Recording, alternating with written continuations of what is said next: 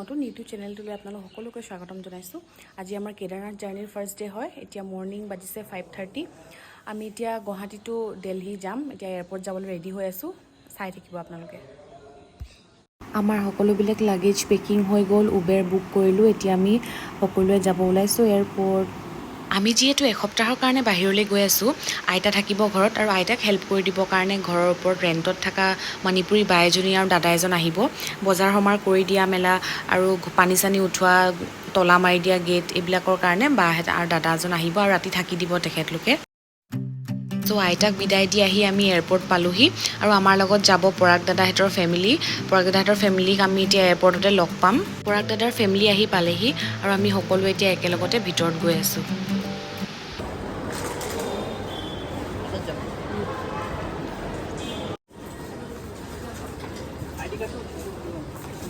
আমাৰ ট্ৰিপটোত total 9জন member গৈ আছোঁ আমি। মোৰ ফেমিলিৰ পৰা মোৰ মা, ভাইটি আৰু মই, মোৰ ফিয়ান্সে মানে পাৰ্থৰ ফেমিলি গৈ আছে আৰু পাৰ্থৰ কলিগ পৰাগ দাদাৰ ফেমিলি গৈ আছে লগত।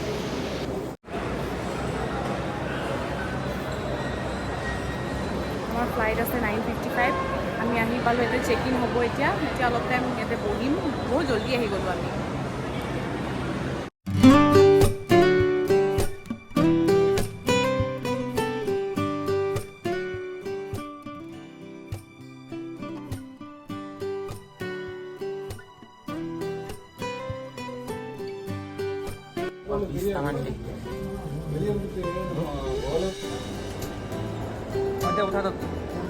আমাৰ লেডিজ কেইগৰাকীয়ে অলপ ফটো ছেশ্যন কৰিছে।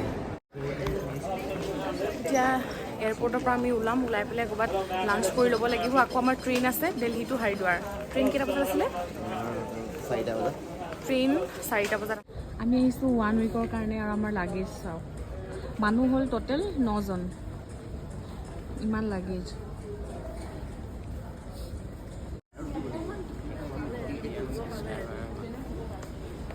আমি কেব বুক কৰিলোঁ। এতিয়া গৈ আছোঁ আমি নিউ দিল্লী ষ্টেচন। ষ্টেচনৰ পৰা আছে 4টা বজাত ট্ৰেইন। এতিয়া লাঞ্চ কৰিব লাগিব। লাঞ্চ কৰি মেলি যাম আৰু।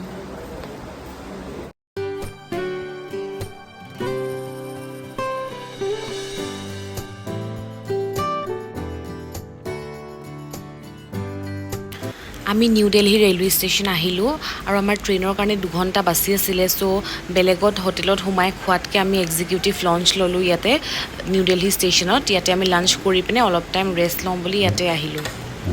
আমি ইয়াতে আহি পাই ফ্ৰেছ হ'লোঁ। ফ্ৰেছ হৈ পেলাই আমি লাঞ্চৰ কাৰণে অৰ্ডাৰ কৰিলোঁ। চিকেন থালি অৰ্ডাৰ কৰিছিলোঁ, য'ত পনীৰ, মিক্স ভেজ চব ইনক্লুডেড আছিলে। ইয়াতে খানা বহুত নিট এণ্ড ক্লিন হয় আৰু বহুত টেষ্টি হয়। আৰু চুইট ডিছ দিছে, কাষ্টাৰ্ড কিবাকিবি এইবিলাক দিছে। বহুত ভাল লাগিলে খাই পেলাই। খাই বৈ হোৱাৰ পাছত মাহঁতে অলপ টাইম ৰেষ্ট ল'লে, কাৰণ আৰু 1 ঘণ্টামান বাচি আছিলে নেকি। ইয়াতে চবে ৰেষ্ট ল'লে অকণমান টাইম ট্ৰেইন অহাৰ টাইমলৈকে আৰু।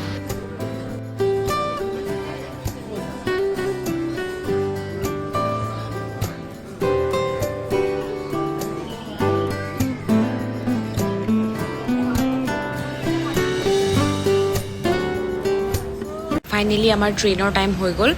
তো আমি গৈ আছোঁ। ইয়াৰ পৰা 4 ঘণ্টা ৰাস্তা হয় নিউ দিল্লীৰ পৰা হৰিদ্বাৰলৈকে। আৰু আজি আমি গৈ হৰিদ্বাৰত ষ্টে' কৰিম। আজি ক'তো ট্ৰেভেল নকৰোঁ আৰু কাইলৈ নেক্সট মৰ্ণিং ষ্টাৰ্ট কৰিম আকৌ। আজি তাতে ৰেষ্ট কৰিম হৰিদ্বাৰত। হোটেল বুক কৰি থৈছে অলৰেডি।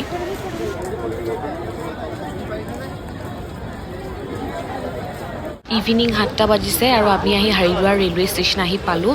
আমাৰ হোটেল ষ্টেচনৰ পৰা বেছি দূৰ নহয়। ৰিক্সা বুক কৰি এতিয়া হোটেললৈকে যাম আমি। হোটেল আহি পাই আৰু একো ভিডিঅ' কৰিবলৈ নহ'ল। আহি পাই ফ্ৰেছ হৈ ডিনাৰ কৰিবৰ কাৰণে ওলাই আহিলোঁ। আমি দালি, মিক্স ভেজ, চালাড আৰু পাপৰ অৰ্ডাৰ কৰিলোঁ। আমি যোনখিনি এৰিয়াত আছোঁ ইয়াতে ক'তো নন ভেজ নাপায়, ইয়াতে অকল ভেজ। আমি ডিনাৰ কৰিলোঁ। এতিয়া ইয়াতে হৰিদ্বাৰত আহি ফ্ৰেছ হ'লোঁ। ফ্ৰেছ হৈ হোটেলত শ্বিফ্ট কৰি পেলাই আমি ইয়াতে ডিনাৰ কৰিম। এতিয়া অলপ ওলাই আহিছোঁ। চাওঁ এতিয়া ক'ত যাওঁ। ক'ত যাবা এতিয়া? সিহঁতে ক'ত গ'ল? আমিও যাওঁ বোলে, চাই আহোঁ। মাহঁতে কিবা বস্তু চাওঁ বুলি সোমাইছে। কোনটো?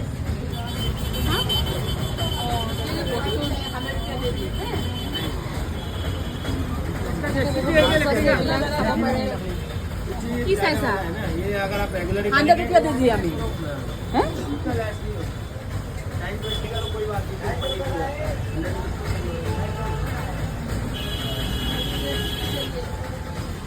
মধু কি লৈ আছা হা কি চাইছা কিবা ল'ব নেকি আনকি তেনেকে একো নলওঁ এনে চাইছোঁ আৰু